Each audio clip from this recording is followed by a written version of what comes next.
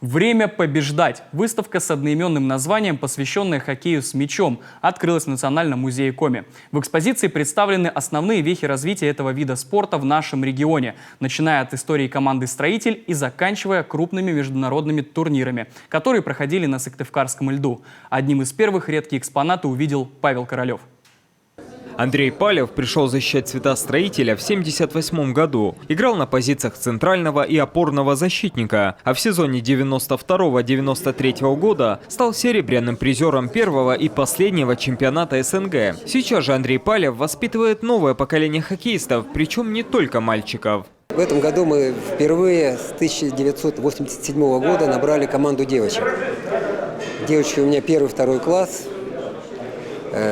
Вот катаются буквально месяца, начиная с ноября месяца, но уже сейчас в марте месяце будем выступать на турнире «Весенняя капель». С мальчиками будем играть. Они, в принципе, готовы.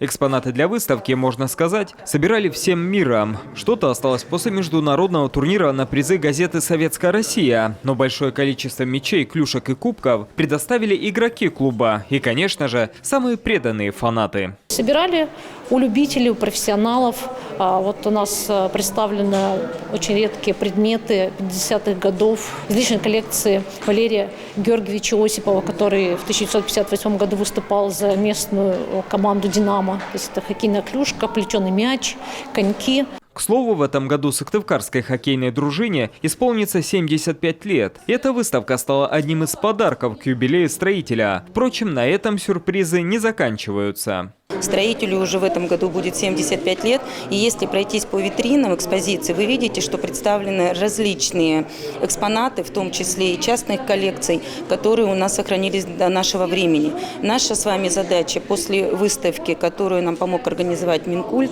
сохранить это достояние и открыть музей именно «Строителя» и сохранить все экспозиции, которые у нас с вами есть. Сейчас ведется работа по поиску помещения, и уже совсем скоро в Сыктывкаре может появиться собственный музей хоккея с мячом. Но это, конечно, при условии, что фанаты и ветераны согласятся расстаться со своими сокровищами и отдать их в фонды музея. Павел Королев, Олег Юшков, телеканал Юрган.